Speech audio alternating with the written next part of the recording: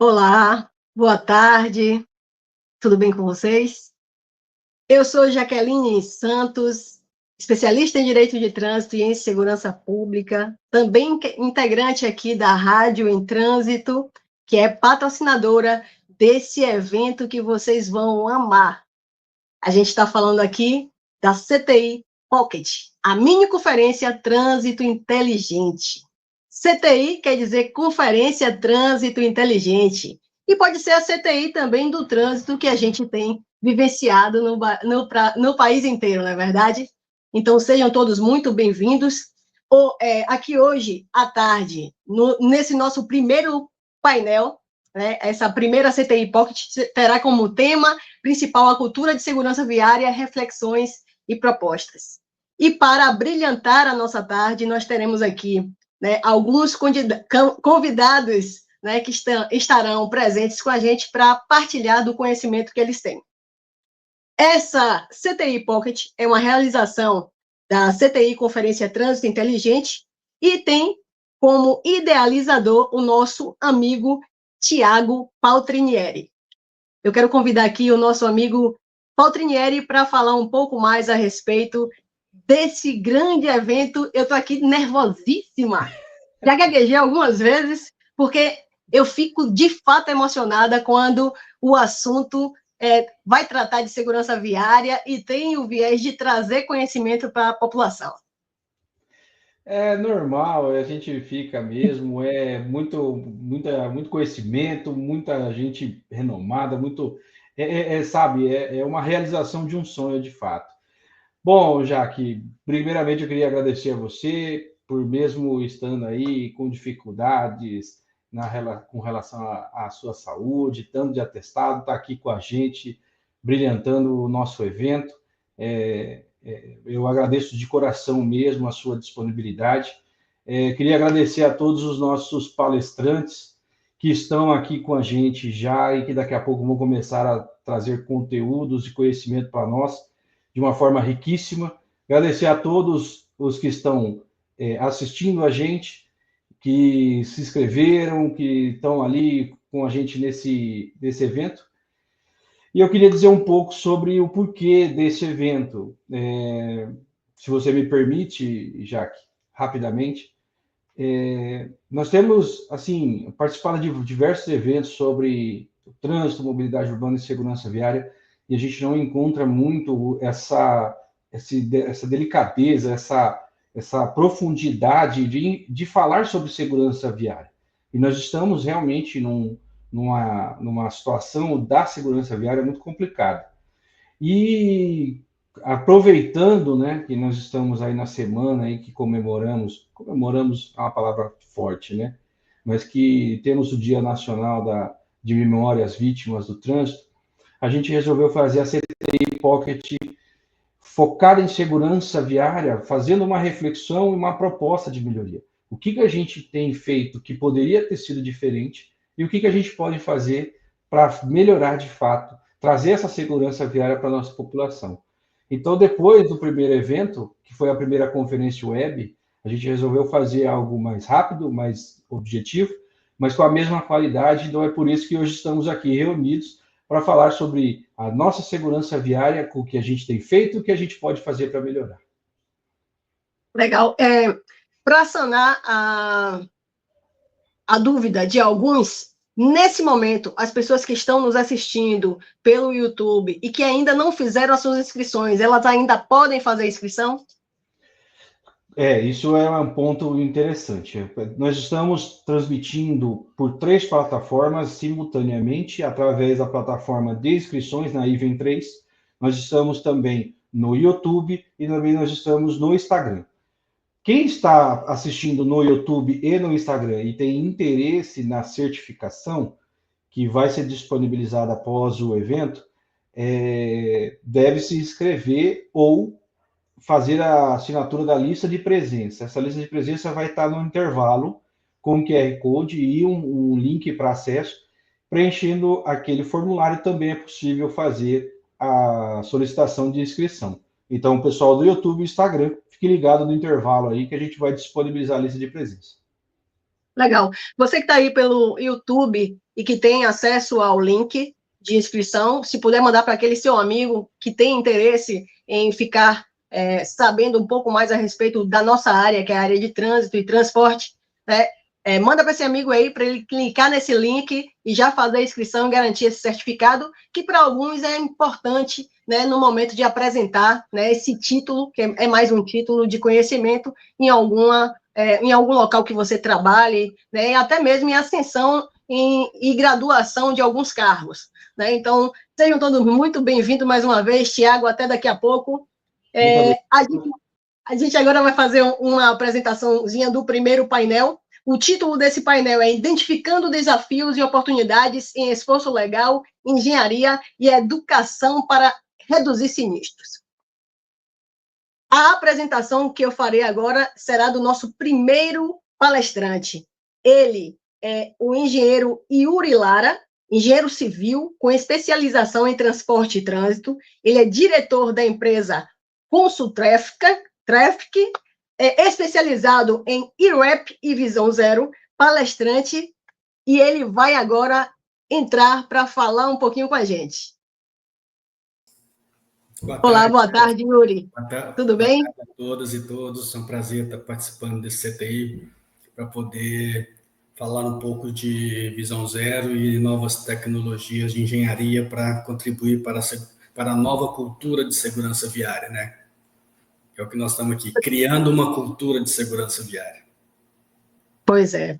Seja muito bem-vindo e a gente espera aprender muito com o senhor, né? O senhor que é aí engenheiro civil e tem essa especialização em transporte e trânsito, e para a gente é importantíssimo saber um pouquinho mais a respeito dessa área, inclusive essa especialização que o senhor tem aí em IRAP e Visão Zero, que é muito falado nesse momento. Isso. Grata por sua participação aqui. Muito obrigado. Posso apresentar aqui colocar minha apresentação na tela? Pode sim.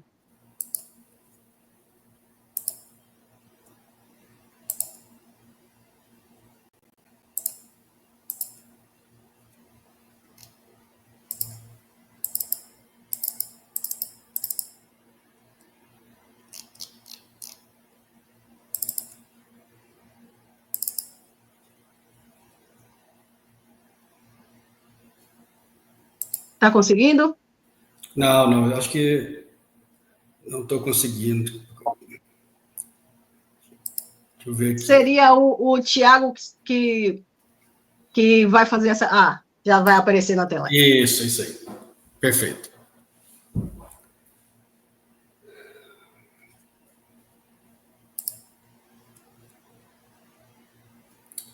Bem, pessoal, boa tarde a todos. Meu nome é Yuri Lara. Tiago, você pode passar, por favor? Meu nome é Yuri Lara, sou engenheiro civil, marido, pai e atleticano. E como bom atleticano, eu acredito sempre no Galo e acredito muito no Visão Zero e na nova cultura da segurança viária. Pode passar, por favor. Mais um. No ano passado,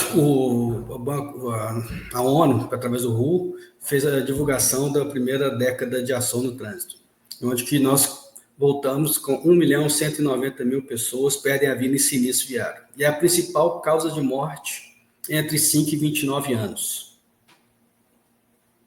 Próximo, por favor.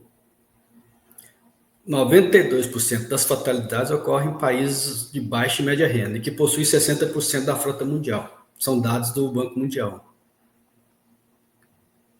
No Brasil, houve entre 2010 e 2019, segundo o IPEA, houve um aumento de 13,5% no número de fatalidades, de óbitos no trânsito. E a mortalidade subiu 2,3% para o grupo de 100 mil, chegando a 15 óbitos para cada grupo de 100 mil habitantes. Esse é um número muito alto, que esse número foi, quando eu estive participando do curso do Visão Zero na Suécia, foi o alerta para a Suécia quando eles tiveram esse número em 1997, que o governo, através de atitudes, falou que era inaceitável ter esse número de óbitos para o grupo de 100 mil. E chegaram no ano de 2023, eles conseguiram reduzir de 15 para 2 mortes a cada 100 mil habitantes através de legislação, educação, engenharia e os conceitos do Visão Zero, que é o que eu vou tentar mostrar nessa palestra. Próximo, por favor. Mais de 390.000 mortes estão relacionadas ao transporte terrestre, registrado entre 2010 e 2009, segundo Carvalho e Guedes, 2023. Próximo.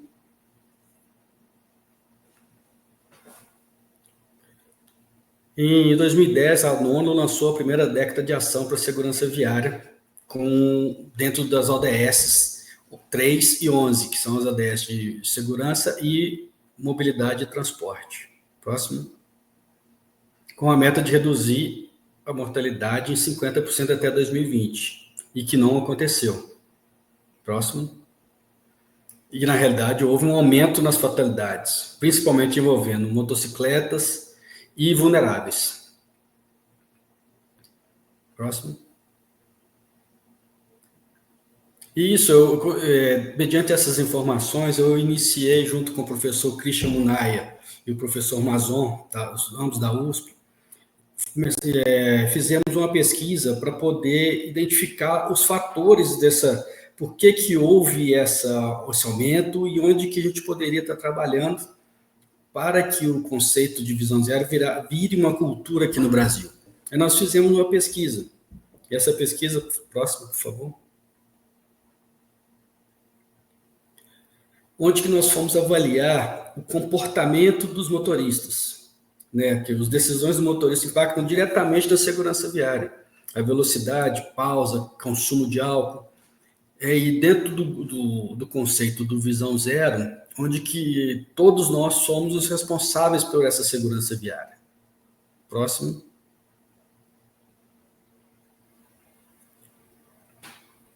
Fatores relacionados ao motorista representam quase 90% dos sinistros. E as decisões humanas são complexas e são comportamentos impulsivos. Próximo. O aumento da velocidade média está diretamente relacionada com a probabilidade e a gravidade dos sinistros, segundo Larson, etc., e Rubalter. Com um aumento de 1% na velocidade, resulta em 4% mais de risco de sinistros fatais, e aumenta 3% o risco de sinistros graves, onde você vai ter feridos com gravidade, onde vão ficar com mais de 30 dias no hospital. E isso é muito grave. Você passa a ter um desequilíbrio na parte hospitalar, no atendimento de outras doenças. Quando você reduz velocidade, o pedestre tem 90% de chance de reduzir se for atingir a 30 km por hora. Mas menos de 50% vão sobreviver a uma velocidade superior a 45 km por hora, segundo Rubatelli, etc. Então, o conceito de redução de velocidade é o conceito de reduzir a gravidade dos sinistros. Com isso, você vai ter menos óbitos, consequentemente, menos feridos mais leves.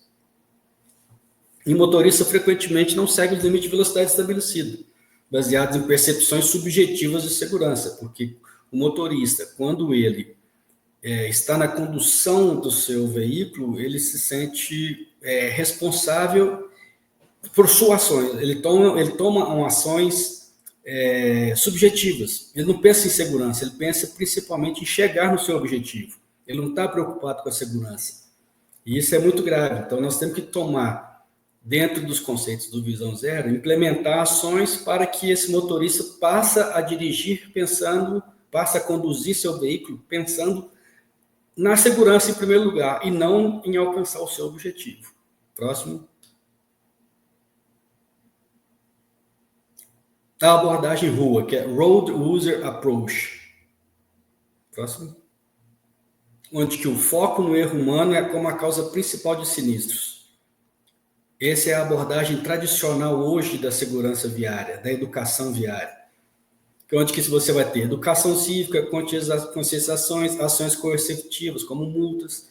Então, esta é a abordagem RUA, Road User Approach, que é a abordagem atual de toda a educação e legislação, e de todo o trabalho de educação para a conscientização dos motoristas e pedestres, quem está trabalhando, quem está nas rodovias e nas vias no dia a dia, ele está se locomovendo na sua mobilidade. E hoje, o conceito sueco do Visão Zero veio justamente para modificar essa abordagem.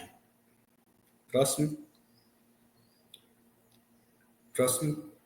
Que é a abordagem Vision Zero Approach, que é uma visão mais abrangente, onde que o compartilhamento de responsabilidade entre usuários de vias, os projetistas, operadores do sistema viário e a indústria da mobilidade. Então, o Visão Zero é a oportunidade que nós estamos tendo de fazer uma cultura de segurança viária, onde que todos nós somos responsáveis por um trânsito seguro, por uma mobilidade segura, onde todos nós somos responsáveis em ir e vir com segurança. Próximo. E o objetivo, que está traçado pela ONU e por todos nós, não é um objetivo da ONU, eu acho que tem que ser um objetivo de cada um de nós, que é eliminar completamente mortes e lesões graves no trânsito, porque é inadmissível você sair de sua casa e na sua mobilidade, no seu movimento de ir e vir de casa para o trabalho, de casa na padaria, de casa na farmácia, ou visitar seus pais, e você correr o risco de não chegar vivo. Então, isso é inadmissível. Então, nós temos que ter essa consciência que todos nós fazemos parte do conceito de segurança viária, de uma Vision Zero Approach, onde que nós temos que estar pensando em todos os entes envolvidos nessa operação de ir e vir. Próximo. E as estratégias? Melhoria na segurança de veículos, melhoria nas vias, limites de velocidade seguro. E isso está tudo bem definido e bem estudado na academia, através de diversos artigos e estudos. Próximo. E onde que nós viemos falar nos 3 S de segurança viária, que é educação, engenharia e enforcement, que enforcement é fiscalização. Que esses 3 S vai criar uma cultura, vai fazer uma mudança de cultura para que alcance o objetivo de segurança viária. Alguns dos pesquisadores hoje na academia já estão estudando acrescentar 2 S nesse triângulo, que é a exposição, que examina os padrões de risco do indivíduo pode enfrentar. Então, você já vai estar avaliando como que vai ser essa exposição da pessoa quando ele vai fazer sua mobilidade, vai locomover. E o exame de competência é aptidão, enfatizando a necessidade e frequência de avaliar a capacidade da pessoa de conduzir. Então, esses 2 S para poder fechar o círculo e sermos mais assertivos nas tomadas de decisão. Próximo.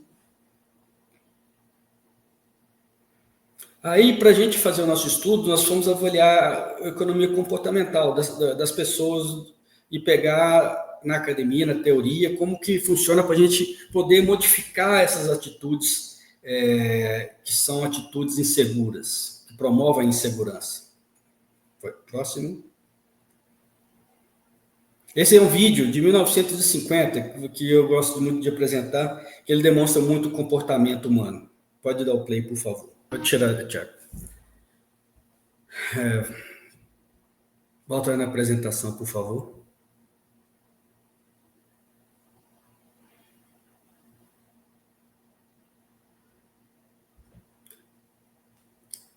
Vocês estão percebendo que desde 1950 já o comportamento do ser humano já é avaliado até nos desenhos. Então você já tem aqui quando o comportamento é um conjunto de teorias que buscam incrementar o poder explicativo, fazendo com bases psicológicas, para poder saber da tomada de decisão de cada indivíduo. Próximo. E a tomada de decisão ela é feita através de racionalidade, assimetria heurística. E os julgamentos muitas vezes são guiados por heurísticas, que criavam avaliações probabilísticas desviadas dos princípios estatísticos. Próximo. O Dr. Edward Downing diz: todo o sistema é perfeitamente projetado para obter o resultado que obtém. Então, o objetivo do sistema seguro é a mobilidade. A segurança é apenas um valor. Então, quando você está programando um sistema seguro, você tem que estar preocupado com a mobilidade. Essa mobilidade, a segurança não está como objetivo principal. Então, a grande maioria dos usuários dos sistemas de transporte, por qualquer meio, não embarcam em sua jornada com o objetivo de permanecer seguro. Eles têm o objetivo de chegar a algum lugar e fazem isso sem sofrer ferimentos. Próximo.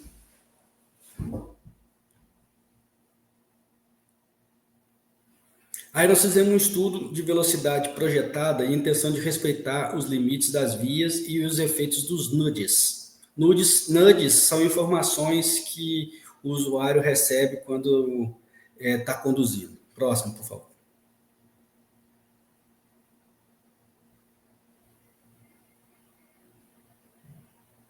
No estudo 1, nós perguntamos para o motorista que, com esse cenário 1, é uma rodovia dentro do padrão tipo 1 ou tipo 0 do Brasil, onde a velocidade máxima permitida é de 110 km por hora. Você tem todos os dispositivos de segurança implementados, pavimento em boas condições e sinalização em boa condição. Cenário 2, por favor. Próximo. Cenário 2 é uma rodovia de pista simples, porém com pavimento bom, sinalização e alguns dispositivos de segurança para essa via. Próximo. E o cenário 3 é uma via sem sinalização, com pavimento danificado e sem segurança. Aí fizemos uma pergunta para os nossos... fizemos uma pergunta na nossa pesquisa: qual era a intenção de manter dentro do limite de velocidade, considerando esses 3 cenários. E no cenário 1, por incrível que pareça, sendo que a velocidade máxima era 110 km por hora. No cenário 1, o pessoal respondeu que queriam chegar a velocidade de 117 km por hora.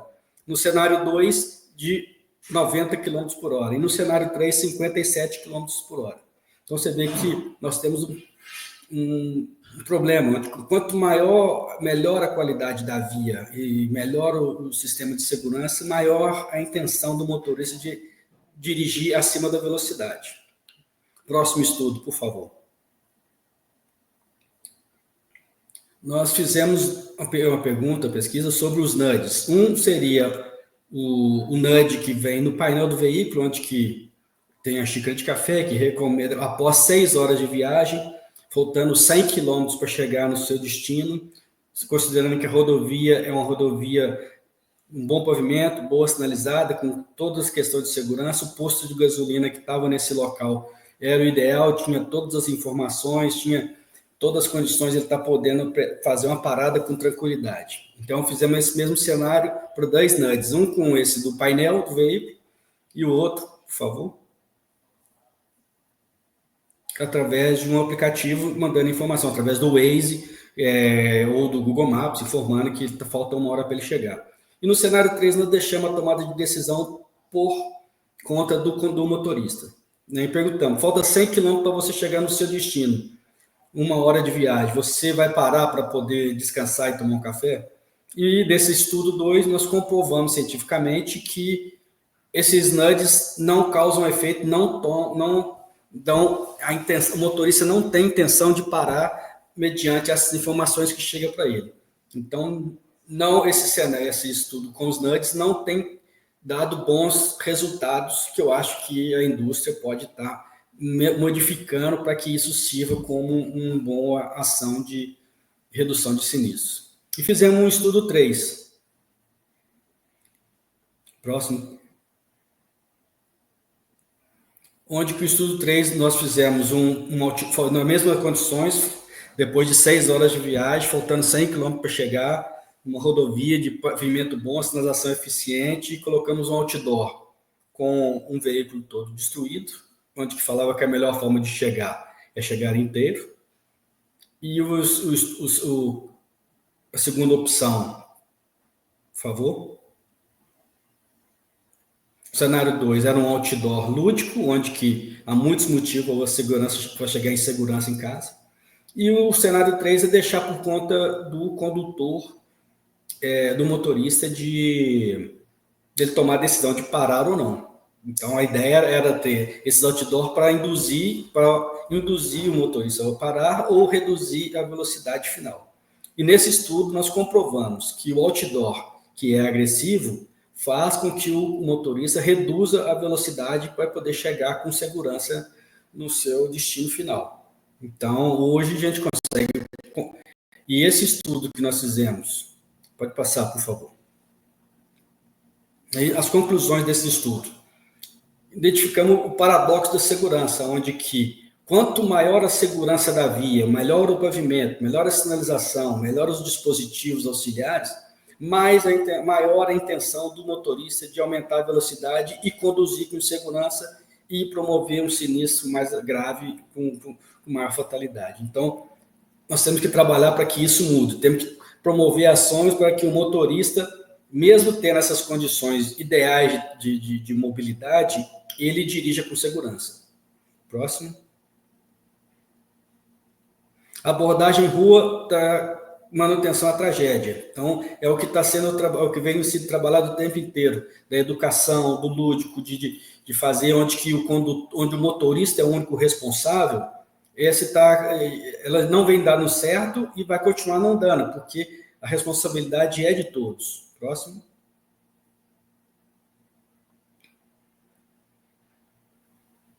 A velocidade não será diminuída com base no processo educacional. Ela tem que ser através de redução mecânica ou coercitiva, para poder tornar eficiente, tornar mais segura a condução e menos graves os sinistros viários, para diminuir a gravidade. Próximo. Nudes para descanso não são suficientes, então nós vamos começar um novo estudo agora, onde que esses nudges nós vamos enviar para quem está junto com o motorista, para que ver se as pessoas que estão dentro do veículo pode mudar a tomada de decisão do motorista de parar para descansar, para poder chegar com segurança. Próximo. Formas amenas de comunicar, a importância de respeitar as leis de trânsito são menos eficazes. Então, quanto mais agressivo for a informação, mais a tendência do condutor, ele avalia aquilo como um risco e ele consegue respeitar as leis de trânsito, que é o grande desafio nosso através dessa abordagem. Próximo.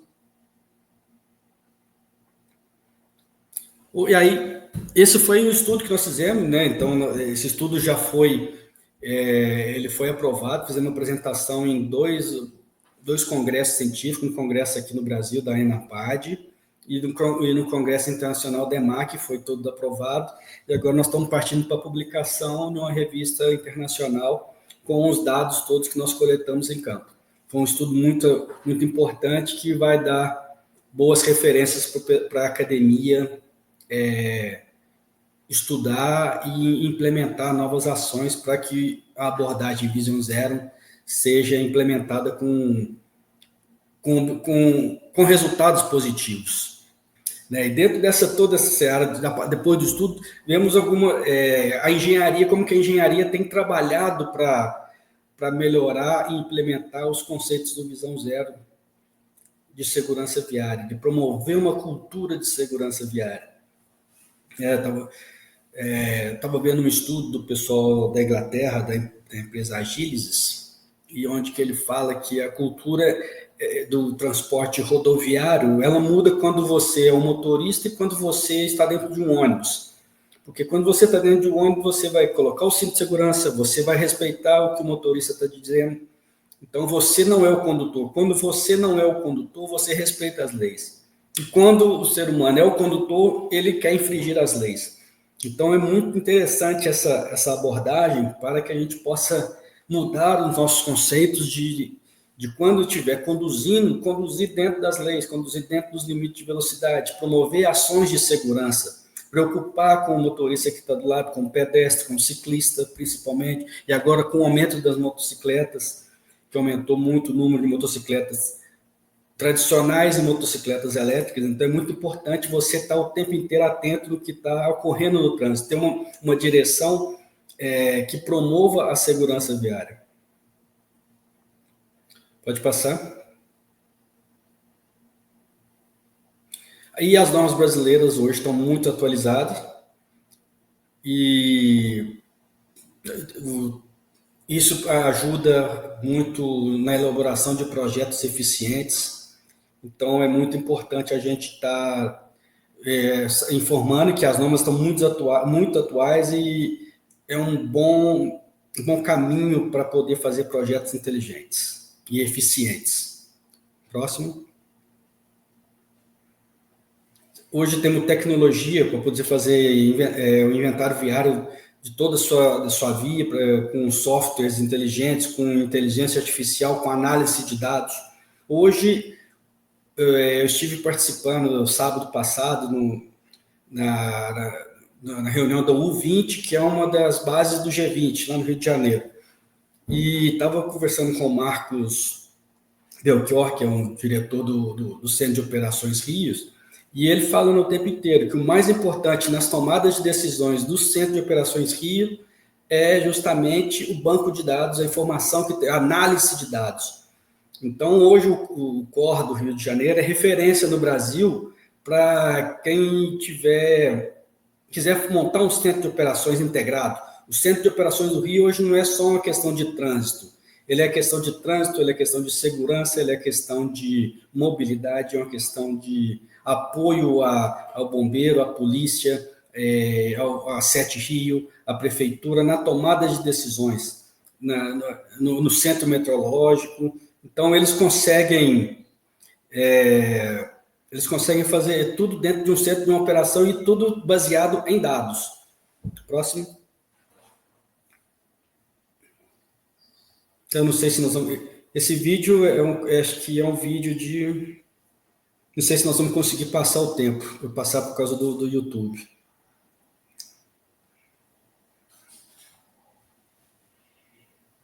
Pode pular esse vídeo, por favor. Que seria do retrorevetômetro dinâmico. Esse é o vídeo como é que estamos sendo feito hoje até as novas tecnologias, através de muito teste. Então, hoje nós temos os postes colapsíveis, né, que são postes que, além de serem mais maleáveis, eles diminuem a gravidade do sinistro. Então, ele é um suporte para placas e para iluminação que você pode estar utilizando de forma segura, onde que se tiver uma colisão, ele não vai virar uma arma contra o veículo. Sim, ele vai ajudar a reduzir a severidade do sinistro e proporcionar uma maior segurança para todos envolvidos num sinistro, caso venha. Pode passar, por favor. Esse é um crash test de defensa metálica, também muito importante, que as defensas hoje no Brasil são todas certificadas. Então, você faz os guardrails, as defensas metálicas, são todas, no Brasil hoje, qualquer projeto que for fazer tem que ser com defesa certificada, para definir a severidade do sinistro, o tipo de veículo, qual que vai ser o espaço de trabalho dessa defesa, para você definir e fazer um projeto eficiente e seguro. Pode passar?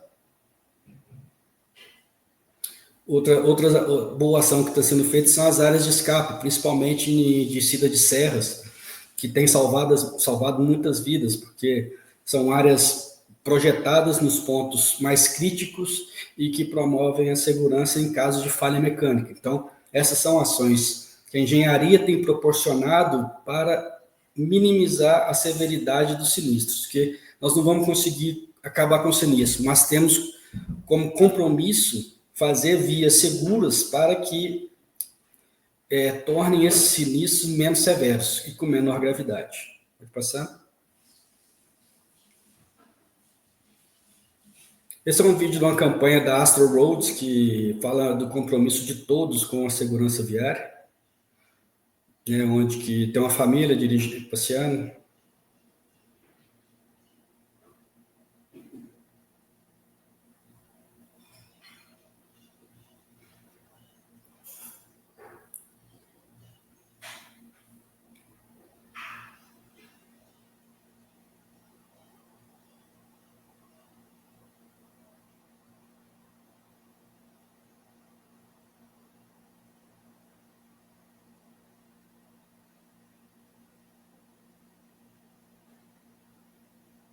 Aí onde todos somos partes, todos fazemos parte do trânsito seguro. Então você teve a polícia, o mecânico, o pessoal que implementou a defesa, os médicos, o pessoal do automobilista que projetou, que criou os veículos. Então todos nós somos responsáveis para que promova um trânsito seguro. Pode passar? Isso que eu teria para falar nesse momento, e eu vou deixar mais para a gente estar comentando junto aqui com os outros participantes, né, debatendo essas informações.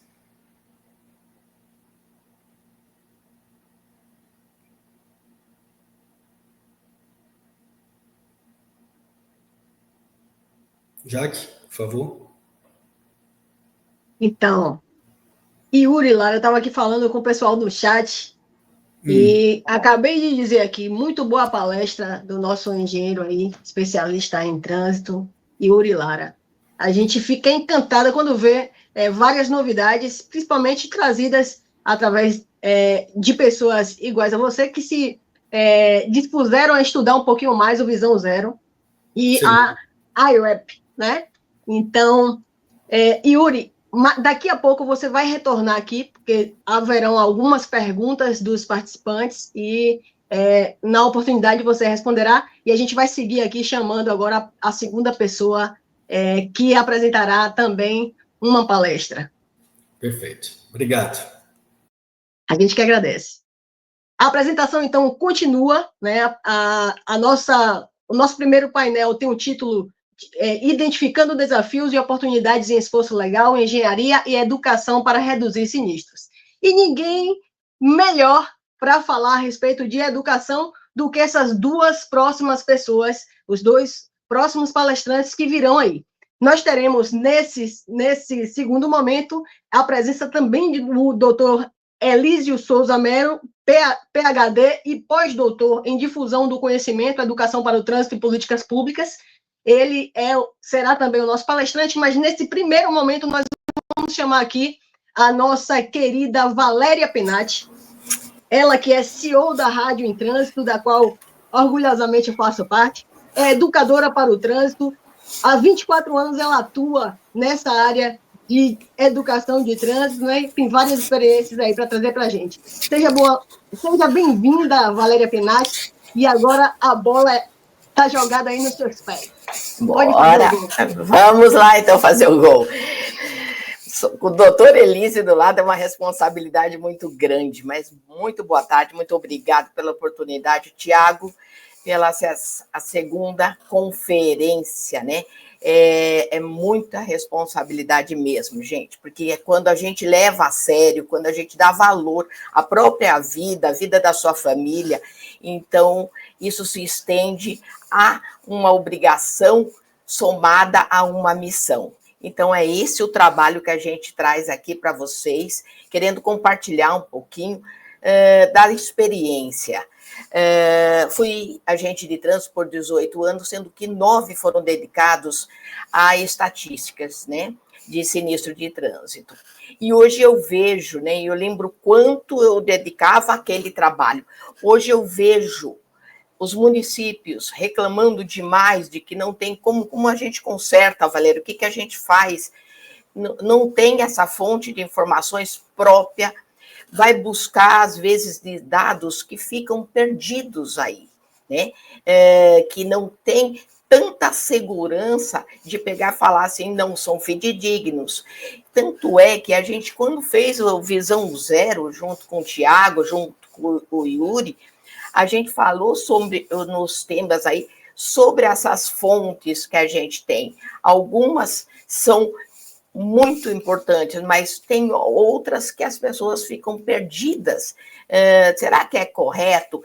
E um pouco um desafio e uma reflexão que faço justamente por desconsiderar os sinistros, que são sem vítimas.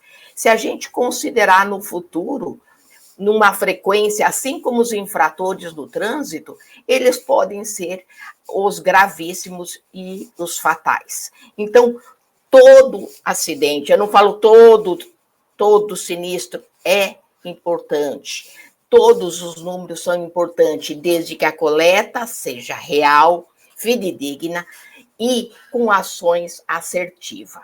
Quando o Yuri fala para vocês sobre a engenharia, eu fico assim, apaixonada por tudo que ele está dizendo. Mas vamos retroceder, né? Eu entrei em 2000, comecei a trabalhar no ano 2000. Os números eram menores. Esses números, em 97, se fossem registrados, né? Porque a gente está agora contabilizando mortes. E não é isso que eu gostaria de estar fazendo. Não é esse o trabalho que eu gostaria de estar falando para as pessoas e para as redes sociais. Então, se a gente tivesse, em 97, começado a trabalhar com a educação para o trânsito, né, ainda dá tempo, mas os jovens de hoje seriam diferentes. Porém, a conscientização, os valores de alguns quesitos, como o Yuri mesmo estava falando, da segurança, seriam outros. O doutor Elísio também comenta muito sobre isso, né? O que é a segurança, quer dizer, como que a gente vai falar sobre segurança se a pessoa só vai mandar arrumar o carro quando ela vai para a estrada? No dia a dia ela não precisa. Então, como se o freio falhasse só em rodovias. Então, são conceitos fundamentais que precisam ser alterados na estatística, nos valores de segurança, nos valores da educação, aonde a gente fala em todos os sentidos da educação. Então, a gente precisa parar, a gente precisa capacitar, até para mexer num equipamento moderno da engenharia, os funcionários precisam estar preparados para isso. Certo? Então, a educação é a base. Ele tem que vir primeiro para não contabilizar essas mortes, certo? Se a educação tivesse acontecido primeiramente, porque é um trabalho a longo prazo, teríamos evitado bastante números, bastante vidas. Bom, eu queria apresentar o doutor Elísio aí, que, antes de mais nada, eu quero dar uma entrada numa palestra de um conteúdo que ele tem, se o Tiago puder mostrar, onde ele fala que vai de encontro com os meus pensamentos na minha prática e no que eu acredito. Para pensar, será que nós não estamos ensinando a educação para o trânsito ou direção defensiva? Será que nós não estamos tentando proteger condutores apenas, esquecendo de outros? Será que a gente está falando muito mais do que agindo? Será que nós estamos indo para o caminho certo? Nós temos que parar nesses momentos para essas reflexões que acontecem nesses encontros, nesses momentos de estudo, de aprofundamento e sair do automático, para a gente saber o que está funcionando no Brasil, na nossa realidade, em alguns lugares, o que a gente pode copiar e colar para a nossa realidade, para a minha cidade. Esses gestores que estão atuando hoje, entrando agora 2025, com uma proposta educacional, é fundamental. É bater na porta de todos esses gestores da importância da educação. Porque agora nós estamos correndo atrás do que perdeu. Isso faz parte, nós temos que fazer, mas nós não podemos esquecer a educação. Então, vamos parar e refletir nesse pensamento que o doutor Elísio fala há muito tempo aí, batendo nessa tecla. E, por favor, Tiago, passa um pouquinho aí, da conscientização, da sensibilização, e que existe aí uma raiz para que a gente possa colher os frutos da vida. Não dá.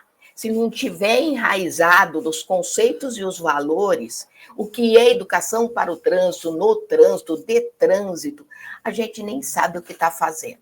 Nós estamos apertando, como o Charlie Chaplin, apertando porcas, e vamos passar, e eu vou ter que engolir muitas vezes. Está enxugando gelo, Valéria? Você está aí 24 anos enxugando gelo? Eu não estou enxugando gelo, porque o que eu pensava ontem, eu melhorei, eu não penso mais, eu estou evoluindo. Então, gestores, é alerta. Preste atenção nessa conversa. Doutor Elísio, a palavra é sua. Muito obrigado, Valéria. Boa tarde a todos que estão ouvindo, vendo. É uma honra muito grande poder falar de um tema tão importante que é a educação para o trânsito, que eu considero a ferramenta necessária para salvar vidas. No nosso cenário atual, nós temos só temos três vetores, que são, eu explico rapidinho, para chegar nesse slide, viu, Valéria? É o seguinte, primeiro nós temos os dados e estatísticas que tão bem Valéria colocou para a gente, como é essa questão desses dados e estatísticas. Depois nós temos os impactos sociais, os impactos econômicos. Nesses impactos sociais e econômicos, nós temos perdas humanas, custos financeiros altíssimos. Agora, tem mais um agravante que as pessoas não estão se dando conta. Ou seja, eu já trabalho com trânsito há 53 anos. Em 1958, foi quando surgiu a primeira vez, através de decreto, a campanhas educativas, que está em 58. Antes do Código de 66, veio um decreto falando sobre as campanhas educativas. De lá para cá já são 65 anos, tá certo? Quando você fala a campanha que deu origem ao slogan Se Beber Não Dirija, já vai fazer 27 anos que ela foi lançada. Isso eu estou colocando só para mostrar o seguinte. Você falou uma palavra na instante, Valéria, que foi estar evoluindo. Assim como a gente evolui tecnologicamente com a inteligência artificial, a sociedade também evolui. A sociedade de 20 anos atrás não é a mais de hoje, tá certo? Só que nós como todo, nós negligenciamos a educação para o trânsito no Brasil. Lamento dizer isso, mas foi uma negligência de todos nós especialistas em trânsito. Quando foi em 1928, que eles viram que tinha tanto sinistro, aí surgiu a engenharia de tráfego para melhorar as ruas. Com isso, os sinistros continuaram acontecendo. Aí surgiu, em 1950, a psicologia para estudar também o comportamento humano. Quando a gente fala assim de comportamento, eu estou fazendo esse preâmbulo para entrar nesses slides. Quando a gente fala de comportamento, a gente tem que atentar para o seguinte: antes do comportamento humano, nós temos o quê? O que vem antes do comportamento humano é a consciência. O que vem depois do comportamento humano, de forma negativa, é agressividade no trânsito. Ou então, nós temos esse percurso da consciência do comportamento humano que negativamente, às vezes, gera agressividade. Beleza, tudo bem. Aí a gente vai para como Valéria colocou bem profundamente. A educação para o trânsito tem que ter raízes, tem que ser a raiz da razão, da experiência, a raiz filosófica. O que acontece com essa árvore do conhecimento da educação para o trânsito somos nós. E aí eu vou falar para vocês, para Valéria e para todos nós, o que é isso. Quando a gente vê uma árvore frutífera, a gente vê todas as folhas. Mentalmente visualize isso, todas as folhas. Essas folhas são as pessoas que estão trabalhando na parte prática, as que estão na fiscalização de blitz, as que estão nas escolas, as que estão na fiscalização, e são feitas as estações. Para só, no Brasil é como se fossem as estações. Inverno, verão. O que acontece? Quando chega em maio, acontece a florada. Quando chega em setembro, tem os frutos. E ao longo dos outros meses, a árvore às vezes seca, às vezes não seca. Essas pessoas que trabalham nessa frente de linha, nessa ponta, os professores, as blitz, aí eu me questiono, volto ao primeiro slide que você falou, será que nós, através delas, estamos fazendo uma educação para o trânsito? Será que nós estamos fazendo uma direção defensiva? Porque quando você fala a educação para o trânsito tem que começar na escola, na educação infantil, que é o papel transformador da educação para o trânsito. Eu considero isso um papel transformador da educação para o trânsito. Mas quando você fala na educação infantil ou na educação que tem que começar na família, tem uma questão bastante grande, que não é só as regras de trânsito que devem ser passadas para as crianças. Pelo amor de Deus, não façam isso, professores. Vocês têm que dar noções de ética infantil. Existem programas, eu dou várias palestras de ética infantil, porque na educação infantil vocês têm que cuidar dele como um pedestre, como um cidadão. Se você está trabalhando a ética infantil, se você está trabalhando essa educação, você está trabalhando o quê? A consciência que vem antes do comportamento humano, tá certo? Ou então você está criando essas crianças para o ser cidadão. Aí você vê, essas crianças crescem. Quando essas crianças crescem, você vai ter que trabalhar os jovens e os adultos. Como? Com campanhas específicas para motociclistas, motoristas e ciclistas, com enfoque no comportamento seguro, como uso de segurança, respeito aos limites de velocidade. Aí, nessa mudança de sociedade, pasme, Quando você fala aumentou o número de sinistro, mas aumentou o quê? Qual é a infração que está batendo o recorde no Brasil? Sabe qual é, Valéria? Sabe qual é? Falta de atenção. Você acredita que falta de atenção já superou o consumo de álcool na direção e excesso de velocidade em respeito às regras de trânsito? A falta de atenção.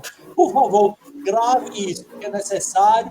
Todo motorista deve ter a questão da atenção plena. Quando você pega que vê essa parte das folhas, você tem seus galhos. Esses galhos ele é sustentável através de quê? Das escolas de ensino médio e da escola de nível superior, as universidades, e que são feito também campanhas. Isso são os galhos dessa árvore de educação para o trânsito. Já concluindo um pouco mais sobre essa árvore, nós temos a mediação. Quem é que faz essa mediação entre os galhos e as folhas, se não a seiva? E essa seiva é feita por Valéria, é feita por mim, é feita pelos especialistas de trânsito. Olha que eu estou colocando professores, com todo respeito, agentes de trânsito, todo mundo nesse mundo grande que são as folhagens da árvore, que são as pessoas que estão na ponta. Mas para isso precisa ter o galho para ter a sustentação. Para isso precisa ter a seiva. E quem é que vai dar essa seiva? Os especialistas de trânsito. Depois nós vamos para os frutos. Quem são os frutos? Olha, os frutos são quem trabalha com a psicopedagogia, são as pessoas que, através da ludicidade, teatro, cinema, música, vão trabalhar a educação para o trânsito. São esses diversos profissionais. E, por fim, nós temos a raiz, que é a coifa, que está ali centrada, que é o estudo avançado da educação para o trânsito.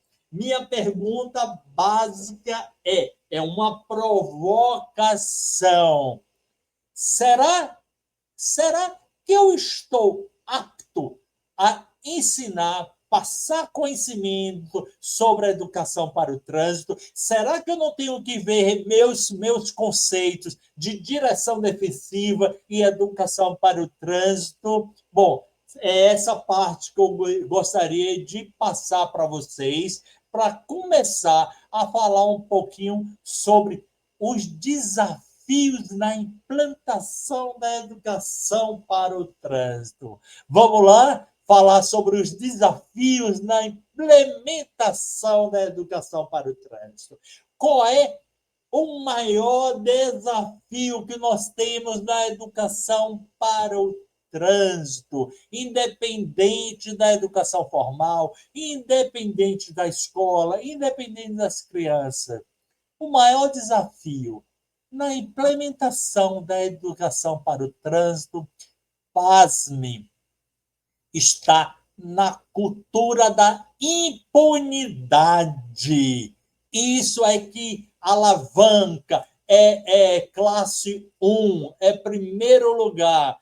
Muitas vezes a falta de fiscalização rigorosa e a sensação de impunidade indicada para a desobediência às normas de trânsito, sem uma proteção eficaz, a educação por si só ela não funciona, porque tem a cultura da impunidade. Depois, nós temos a grande questão, que é a desinformação e falta de capacitação.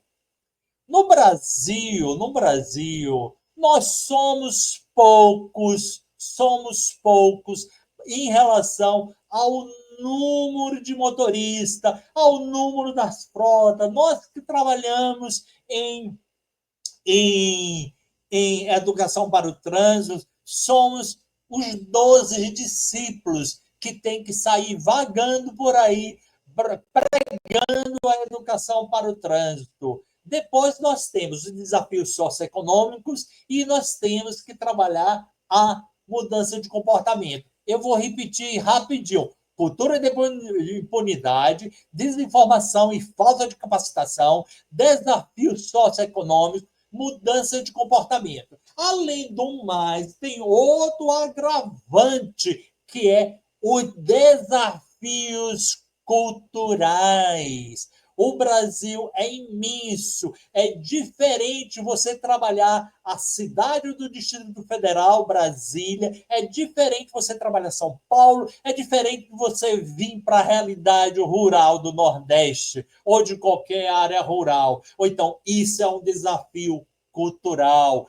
é muito difícil, assim, entre aspas, na cidade do axé, você batalhar por uma visão zero. É muito difícil, tá entendendo? Muito difícil mesmo. Depois nós temos, além desses desafios culturais, nós temos os desafios institucionais, a baixa integração entre órgãos responsáveis, a insuficiência de recursos financeiros e humanos para programas educativos. Ou então, falei desafios culturais, desafios institucionais e o mais agravante, resistência à mudança.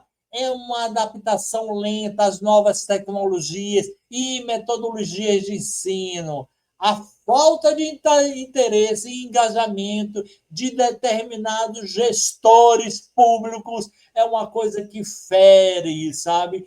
Fere a educação para o trânsito. E aí, passando para outro tópico, para não me estender muito, vamos falar um pouquinho das oportunidades. O que nós temos, as oportunidades. Primeiro, eu falei sobre desafios da implementação da educação para o trânsito. Agora eu vou falar sobre as oportunidades de transformação. O que é que nós temos como essas oportunidades de avanço e melhoria? É a tecnologia que está aí. São as mídias digitais. Por que eu vou falar isso? Há tempos atrás, na década de 70, era bonito todo mundo fumar. Era status fumar, todo mundo fumava, jogava baforada na sua cara em qualquer lugar, em qualquer restaurante. O Brasil fez uma campanha ferrenha sobre como o fumo, tá certo? Esse exemplo que eu trago é para dizer que as tecnologias e as mídias digitais podem ser nossos parceiros na educação para o trânsito, para mitigar sinistro, reduzir esses sinistros e tantas mortes. Depois, nós temos como oportunidade uma integração com a educação formal, seja para crianças, jovens, adultos, tá certo? Mas há necessidade dessa integração com a educação formal. Eu não falo nem na questão da transversalidade, na criação de disciplina, isso aí vai para o mundo utópico, vai para as nuvens do Google, tá certo? Eu falo mais nessa integração dessa educação formal. Depois, uma coisa muito importante que a gente tem que pensar em como fazer isso são as parcerias públicas e privadas, como a gente fazer parceria com essas grandes empresas em prol da educação para o trânsito, porque o grande empresário também tem família, o grande empresário também anda no sistema viário, ele compartilha o sistema viário, ele também pode ser uma vítima. Depois é a utilização de dados e pesquisas. Existem muitas pesquisas que estão surgindo aí na academia, na universidade, sobre essa questão da educação para o trânsito. E o incentivo e capacitação profissional. Isso eu fico muito feliz, porque o Penatrans, que todo mundo conhece, ele abarcou, ele comprou essa ideia no Pilar 4 da capacitação profissional. Nós precisamos capacitar os profissionais, os professores e os demais interessados para a educação para o trânsito. E, por fim, esse Penatrans traz uma política pública integrada que isso é uma grande oportunidade de transformação da educação para o trânsito e que tenha uma educação contínua. E é necessário, muito necessário, ter uma campanha de conscientização, porque quando você faz campanha de conscientização, você ainda não está trabalhando o comportamento humano. Você está trabalhando a conscienciologia. Aí você trabalha essa questão da conscienciologia para trabalhar o comportamento humano. Porque, em vez, como eu falei sempre para vocês, em vez da gente estar nessa década agora falando sobre morte, sinistro, todo mundo braço para lá, braço para cá, perna para lá, e e é necessário a gente falar da valorização da vida. Ou então, quando você faz um estudo de conscienciologia, de consciência, você vem falando sobre a valorização da vida. E isso é tão importante que o nosso Yuri mostrou o outdoor aí, falando, volte para casa inteiro, sua família te espera. Tá? Quando eu fiz a questão, tá, de uma palestra que eu fiz em Roraima com jovens de 12, 14, ou de 14 anos a 16 anos que usavam motos, eu fiz um exercício simples. Eu pedi para que todo mundo fechasse os olhos e pensasse na pessoa que mais amava. Tá entendendo? Aí pensaram nessa pessoa que você ama. Então, imagine se hoje você não voltar para casa, como é que ela vai estar? Tá entendendo? Como é que ela vai se sentir? Porque um dos mais graves problemas que nós temos, tá certo? Em termos de impactos sociais e econômicos, são os impactos psicológicos, os traumas permanentes em sobreviventes e familiares. Porque quando você tem um sinistro, a gente geralmente vai dizer, quando você tem um sinistro, peça para Deus te levar. Porque se você ficar num hospital, numa cadeira de roda, ou totalmente paraplégico, sabe, sua vida acabou. Então, o que acontece? Quando você perde um ente querido, o trauma psicológico é muito grande, você vai levar isso para o resto da sua vida. Para o resto da sua vida. E, para finalizar, o que a gente precisa fazer nas comunidades rurais, nas comunidades de bairro, é você ter um envolvimento comunitário. Eu não falo só de professores, de pedagogos, não. Eu falo do envolvimento comunitário, de ONGs que trabalham a educação para o trânsito, com projetos locais, que engajam a comunidade na criação de soluções para problemas de trânsito em seus bairros, porque eu estou no meu gabinete aqui, mas quem conhece a realidade é quem vive naquela comunidade. É eles que vão saber quais são os problemas de trânsito em seus bairros. Está entendendo? Cada cidade do Brasil tem uma forma de tratar o trânsito. Alguns em alguma cidade não dão a seta, tá certo? Que é normal, é a cultura. Ou então, varia muito. E isso é importante, a gente incentivar para que a educação para o trânsito seja um processo contínuo, um processo que comece na educação infantil, na família, não só mostrando plaquinhas, mas mostrando a realidade. E não vamos trabalhar a educação para o trânsito de forma de brincadeira, para que a criança não entenda que a educação para o trânsito, que o trânsito é brincadeira. Sim, devemos trabalhar ludicamente, mas nós temos que ver uma metodologia, um conteúdo adequado para aquela criança. Aí você estará fazendo a educação para o trânsito e não direção defensiva. Era isso que eu queria ir colocando para vocês, tá certo? E pensando sempre que a gente tem que trabalhar o conhecimento, tem que trabalhar a questão da consciência, tem que trabalhar a percepção de risco e a atenção plena. Atenção plena, o que é que significa? Se você está na porta de um elevador, esperando o elevador, pense só naquele elevador que você vai precisar usar. Não pense no que está fora do prédio. Isso é atenção plena. Você está inteiro. Assim como eu, nesse momento, estou com atenção plena, voltada para todos que estão ouvindo e vendo.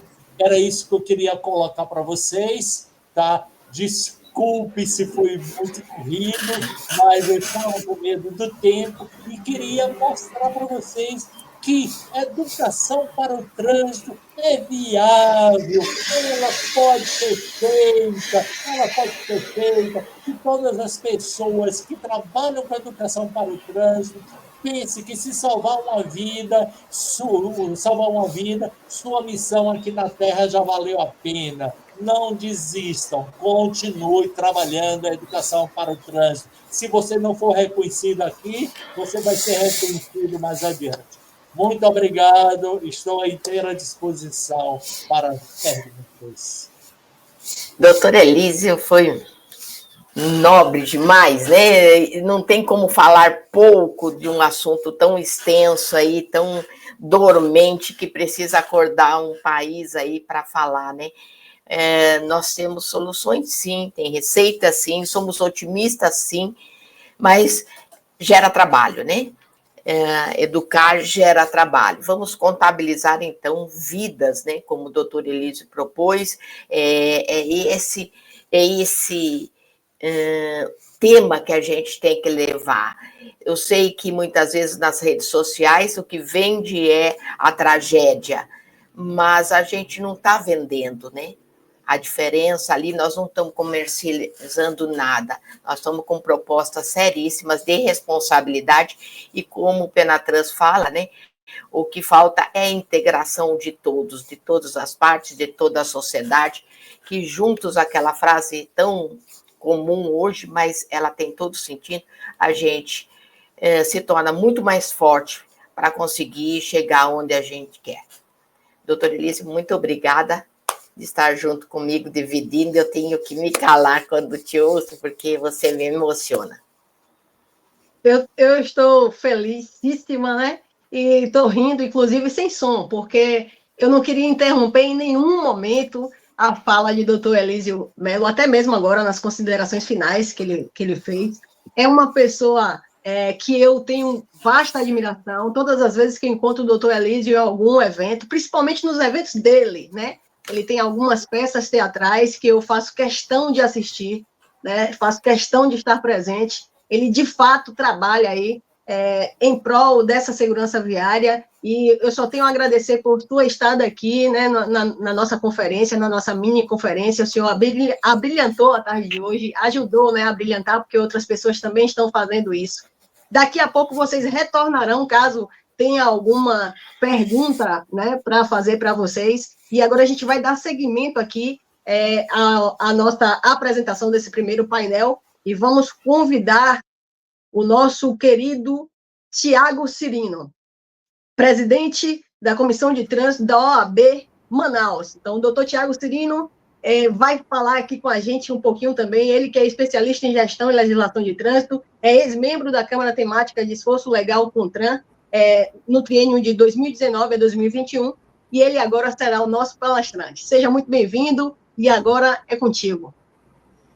Obrigado, Jaque. Boa tarde a todos. Agradecer primeiramente aí o convite. Obrigado, Tiago. Obrigado aí também, Valéria, né, fazer essa ponte.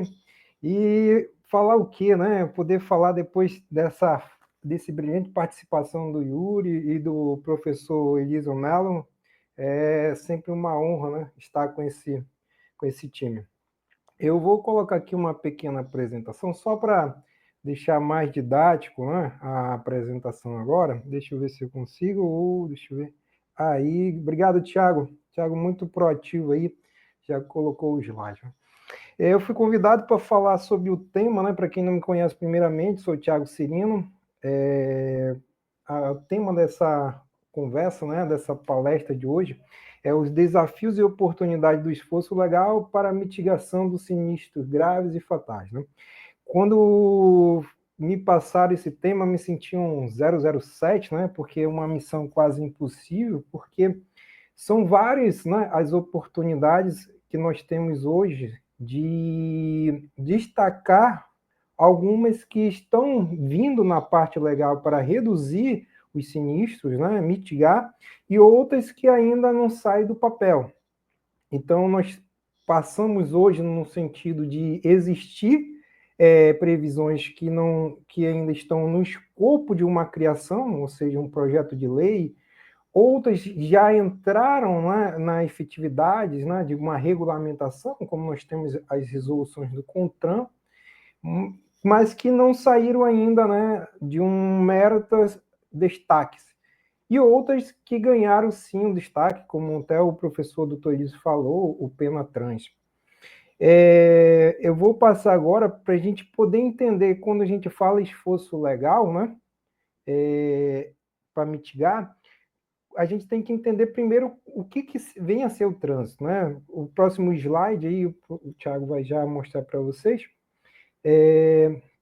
ele traz um pouquinho do que a gente tem que entender primeiramente.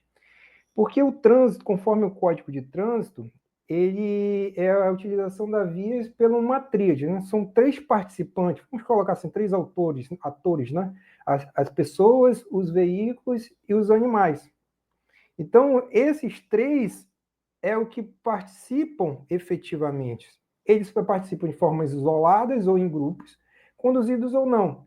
E qual a finalidade que eles fazem, né? Para fins de operações de tanto no meio de circulação, parada ou estacionamento, carga ou descarga. Circulação, né? Circulação nós temos aí os veículos automotores e também nós temos os modais não motorizados. E aí dentro desses modais, né, nós temos que são conhecidos, como está aí a foto, né, patins, skates, as bicicletas e os pedestres. E nas paradas de estacionamento a gente também tem veículos, né? Os veículos automotores, mas também temos os não motorizados, que hoje, né, os paraciclos ou áreas que existem hoje de integração, e as cargas e descargas que hoje acontecem tanto para bens, né, como também nós temos aí o processo para hoje crescendo, né, o transporte de animais. Pode passar para o próximo aí, Thiago.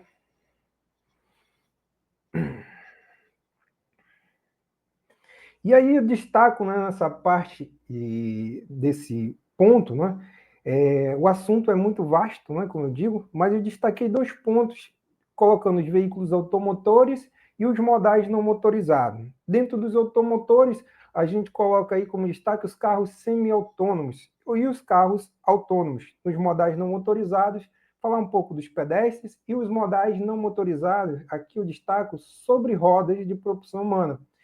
Existe uma sigla aí que eu coloquei, Ciclope. Vou já explicar o que é Ciclope, tá? Nos slides mais à frente, eu vou explicar um pouquinho para vocês entenderem. Pode passar, Thiago? Começando aí com os veículos automotores. Hoje, nas vias, né, circulações nas vias públicas, nós já temos hoje, né, vídeos, mostrando os vídeos nas redes sociais de veículos semi-autônomos. São aquelas tecnologias veiculares que dependem do motorista para determinados comandos. Aí embaixo eu coloco até alguns exemplos. Vídeos de carros, por exemplo, estacionando com mero toque do condutor, o veículo consegue fazer um estacionamento automático. Ou pode regular para que esse veículo freie automaticamente para evitar os sinistros de trânsito, ou para até mesmo, né, manter a distância de outros veículos. Esse sistema hoje já existe nas vias aqui no Brasil, existe também a nível veio, né, com influências internacionais, e hoje nós já encontramos. Próximo, Thiago, por favor. E aí entramos no sistema de direção, né, que já são autônomos, carros autônomos. Eles vêm tanto para auxiliar, mas hoje principalmente estão, e aí que é uma grande questão, né, que é o debate hoje, são para substituir um motorista na condução veicular. Hoje o sistema já consegue, né, pelo meio de inteligência artificial, fazer com que o condutor não precise, conforme está a foto aí embaixo, né, a propaganda nesse sentido, é que o condutor hoje não vai precisar ser o mero condutor do veículo, mas sim uma espécie de passageiro, porque o sistema irá fazer esse serviço. Próximo, Tiagão. E aí a gente começa a debater sobre essa questão dos semi-autônomos e dos autônomos. Como é que está essa questão? Vamos pegar primeiro, né, pegar a base que hoje, a parte legal que veio surgindo na legislação internacional, que é a conhecida como Convenção sobre o Trânsito, mais conhecida mesmo como Convenção de Viena. A Convenção de Viena foi celebrada em 1968. Eu peguei aqui, só para vocês entenderem, o artigo 8º dela, que diz que todo veículo em movimento ou todo conjunto de veículo em movimento, olha só, deverá ter um condutor. E embaixo ela diz assim, o que é um condutor? Resumidamente, de forma sucinta, né, para o nosso tema, eu coloquei que condutor é toda pessoa que conduza um veículo automotor. Tá? É um trecho, né, que eu tirei da Convenção de Viena. Então, entenda, quando se estabeleceu em 1968 a celebração da Convenção, ela diz que tem que ter um condutor na direção veicular. E olha só como ela diz mais embaixo nesse mesmo artigo, todo condutor de um veículo motorizado, olha só, deverá possuir os conhecimentos e habilidade necessária para a condução de veículo.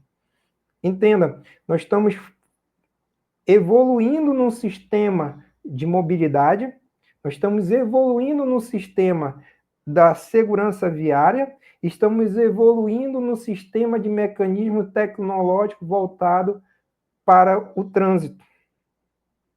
Vamos verificar no próximo slide o que diz o Código de Trânsito nesse sentido.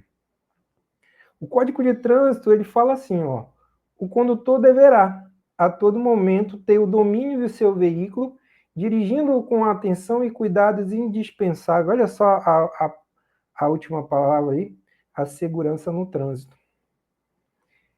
Para o código, né, para a Convenção de Viena e para o código, o condutor ele vai ali ter os domínios para garantia de uma segurança viária. E aí vem o próximo slide, é o que eu faço a pergunta. Quais, né, as garantias de segurança viária com os carros autônomos?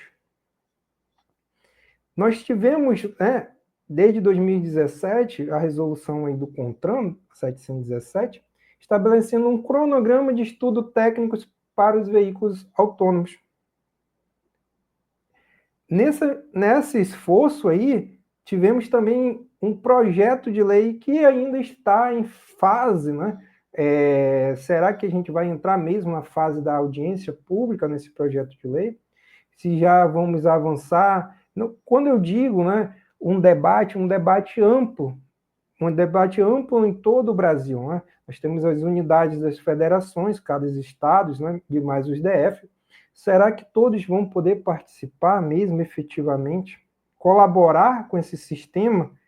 E como é que vai ficar a responsabilidade civil, criminal e administrativa dos veículos autônomos ou semi-autônomos? É uma das questões que a gente tem que verificar, como é que o professor Yuri falou, o professor Edísio falou. Os estudos são fundamentais. As pesquisas, hoje nós temos alguns dados que já se tem a nível internacional, de sinistros de trânsito com esse veículo e como é que fica a questão das responsabilidades. Então, é um momento que precisamos, sim, debater. Eu vou agora passar por outros slides, né, que vamos falar sobre modais não motorizados. Aqui um pouquinho, uma breve, né, participação aqui na questão dos pedestres, que foi até a criação, justamente, né, pegando essa imagem da faixa de pedestre dos Beatles, do 8 de agosto, né, que é a criação do Dia Internacional do Pedestre. E ao lado, um sistema semafórico, a cidade aqui é de Curitiba, que foi a implementação de semáforos para justamente ajudar aquelas pessoas que realmente mais precisam. Ou seja, são sistemas que ainda são exceções em alguns municípios, que já deveria ser um sistema semafórico, né? Nós já que estamos falando, né, ali daquela tríade, pessoas, veículos e animais, temos que entender que dentro das pessoas nós temos pessoas que precisam de uma necessidade melhor, né, mais bem assistidas. Por exemplo, pessoas que têm problemas visuais. Então, o sistema sonoro ele vem justamente auxiliar na possibilidade da travessia dele, emitindo, lógico, né, emitindo um alerta ou sons que é aqueles momentos de início e fim para a sua travessia. Vou passar agora para o outro, né, slide, que a gente entra aqui em um dos modais não motorizados sobre roda de propulsão humana, que é a sigla, né, Ciclope. Muitos devem estar perguntando, Ciclope, qual é a origem dessa palavra, né? Ciclo, eu peguei dos conceitos que vêm da Convenção de Viena, do conceito, né, definido nos anexos do Código de Trânsito, que estabelece, né, que todo ciclo são veículos dotados de pelo menos 2 rodas ou mais, né, e que seja propulsão humana. Esse conceito, eu fiquei assim porque no meu estudo, na pesquisa que desenvolvi, eu vi que é um conceito que ele inclui só algum modal e exclui os outros modais. Por quê? A parte do Código de Trânsito, ou Convenção de Viena, né, o ciclo está direcionado para ciclistas, porque veículo, conforme o Código de Trânsito, na classificação do artigo 96 do Código de Trânsito, só está prevendo como veículo a bicicleta, ou seja, o patins, o skate, o patinete e o mais hoje, né, está sendo conhecido, o trike, eles não estão dentro dessa classificação de ciclo. Então, em razão dessa necessidade, e na minha pesquisa, precisei de uma forma didática criar uma palavra, né, que pudesse englobar todos os modais não motorizados sobre roda de propulsão humana. Nesse meu estudo, eu criei, né, de forma didática, o conceito de ciclope, que inclui todos os modais não motorizados. Eu vou mostrar por que isso afeta diretamente a falta, né, dessa previsão no Código de Trânsito ou nas normas jurídicas, ela afeta diretamente, como se tem, as políticas públicas.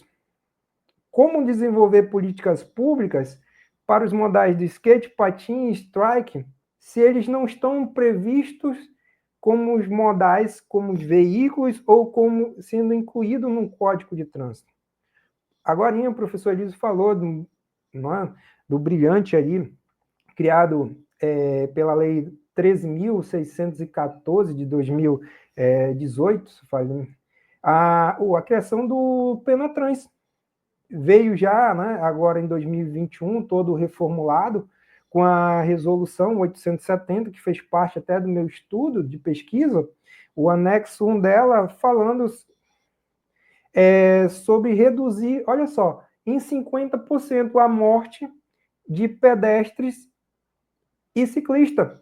Está previsto lá no Penatrans.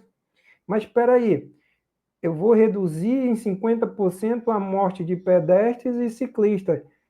E o skate, o patins e o trike, como é que eles ficam quando estão nas suas atividades de esporte e lazer, e até mesmo na parte de mobilidade, que é a questão do transporte, no dia a dia nas vias públicas? Então, esse foi uma parte, né, do estudo que eu desenvolvi, E uma delas eu vou mostrar no próximo, Thiago, puder passar aí o próximo slide. Olha só, eu tenho aí trouxe dois estudos, né, de casos, para que quem quiser comentar depois, pode aí. O primeiro, né, fala sobre, tem aí uma imagem, essa imagem eu já até melhorei, eu estruturei, faz parte do meu trabalho de mestrado, falando sobre as condições de segurança viária. E aí nós temos um veículo que não ali chega muito próximo a um patinador, não deixa uma distância de segurança.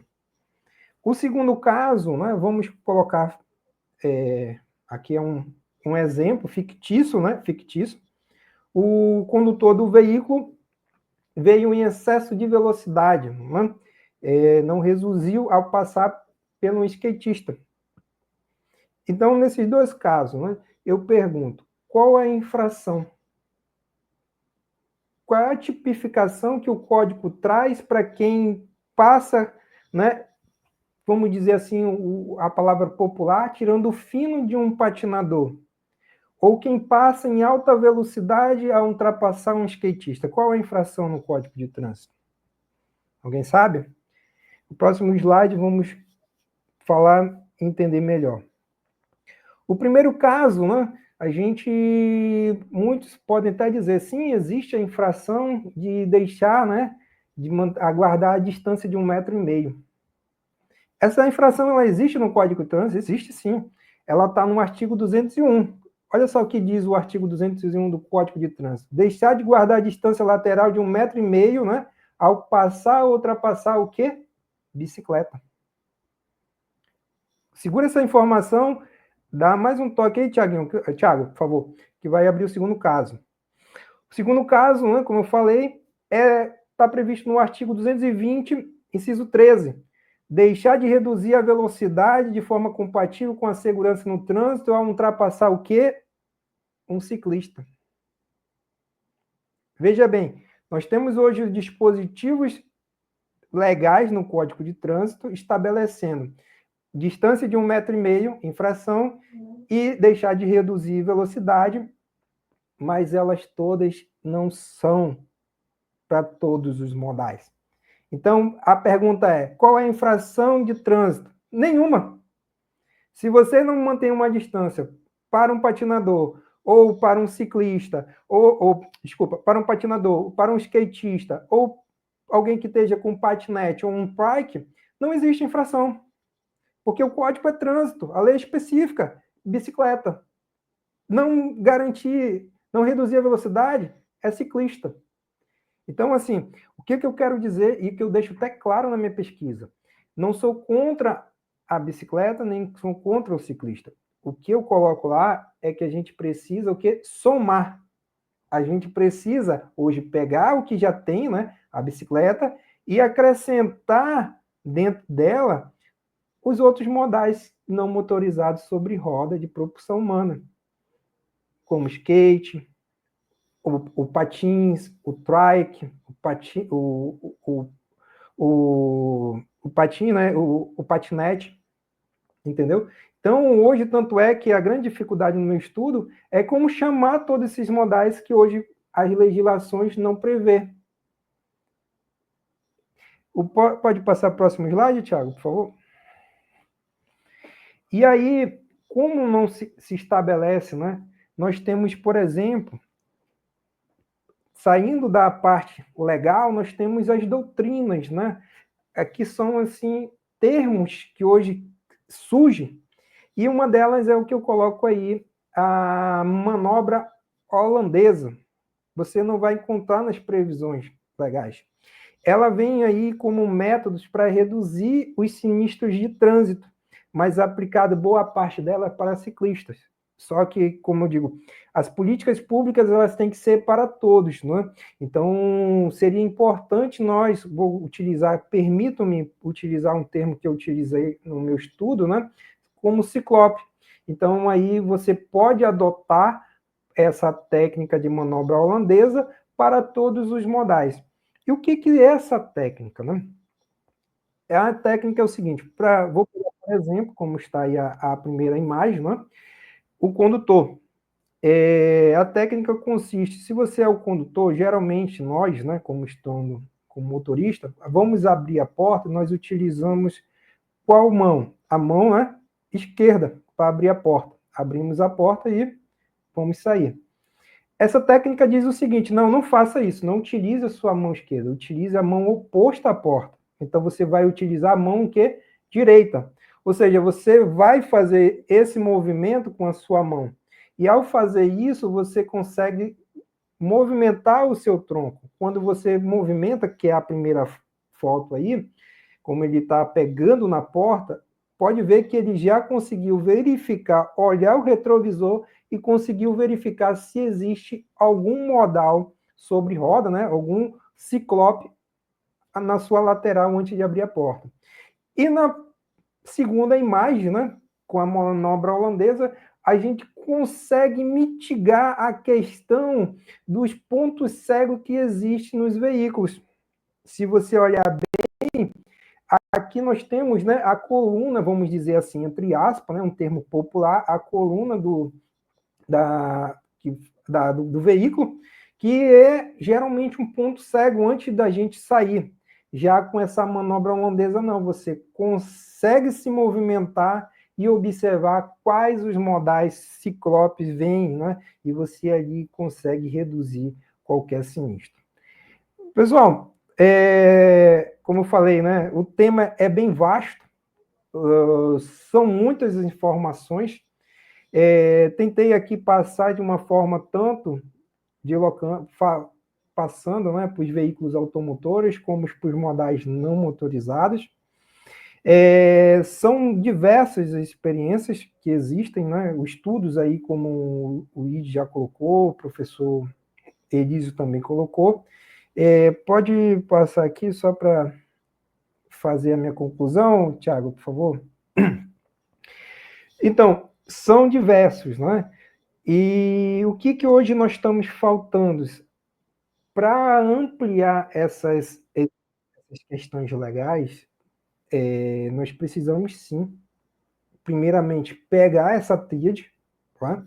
Hoje, nós temos, até pela questão do tempo, né, temos também a questão dos transportes com os animais, que é um outro assunto, outro estudo também muito amplo, mas aqui eu vou me concentrar esses dois, que hoje, né, um deles, que é os modais ciclopes, faz parte do meu estudo, tá, de mestrado, fez parte do meu estudo de mestrado, e que hoje, né, a gente tenta buscar que eles passem a ser políticas públicas.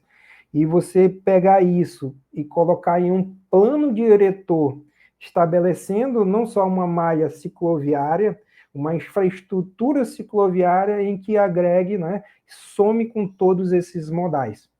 Você tendo uma infraestrutura, uma malha viária, em que os veículos automotores semi-autônomos e autônomos possam usufruir, mas com garantias de segurança viária, garantias constitucionais para segurança viária, e que os outros modais não motorizados também possam fazer parte nas garantias na política pública de segurança viária.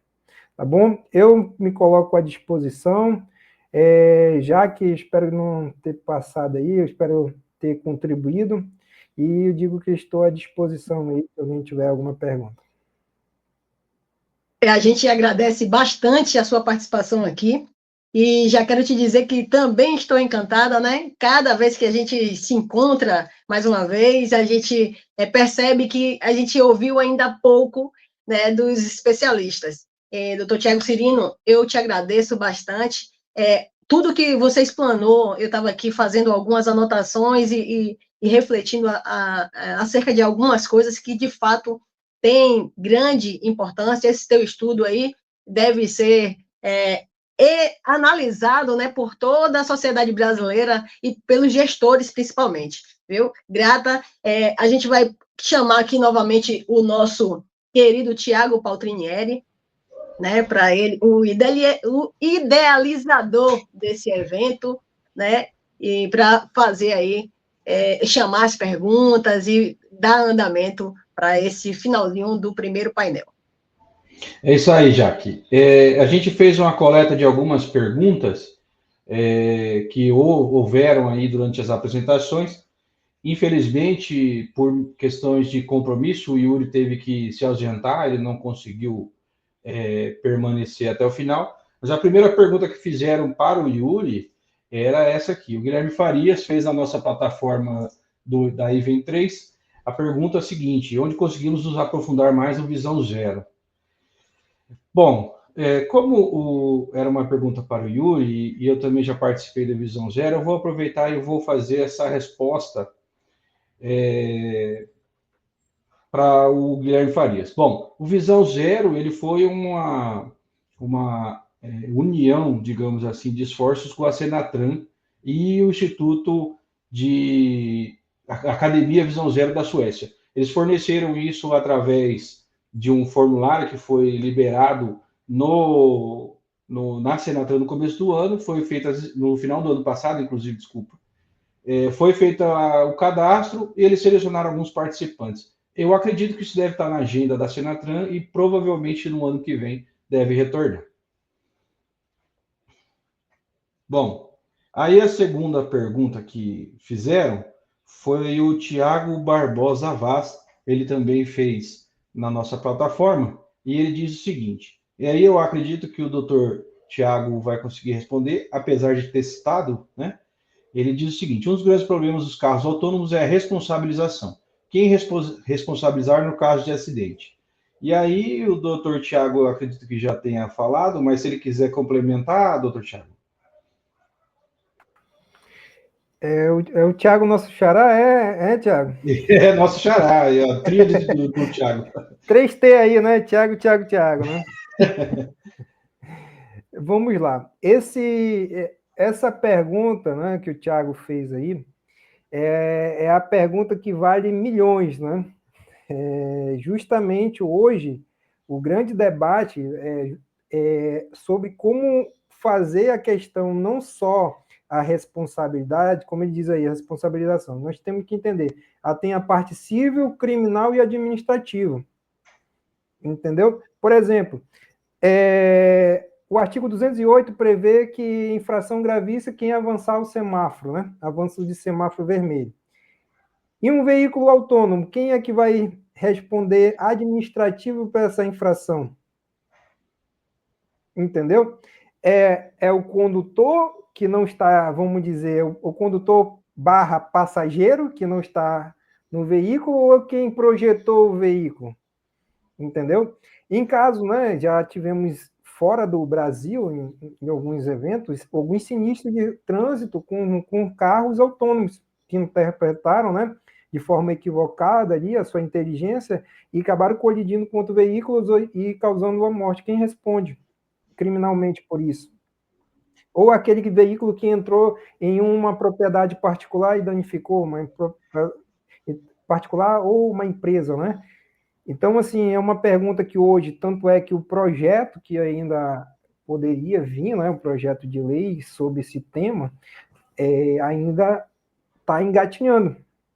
Nós temos, assim, só dados internacionais do que se tem, mas efetivar hoje no Código de Trânsito, eu até coloquei lá a resolução CONTRAN, né, pasmo, o cronograma está lá. Se você pegar a resolução, ela está em vigor, a 717 está em vigor, de 2017, mas se você vê o cronograma dela, nós não seguimos, entendeu?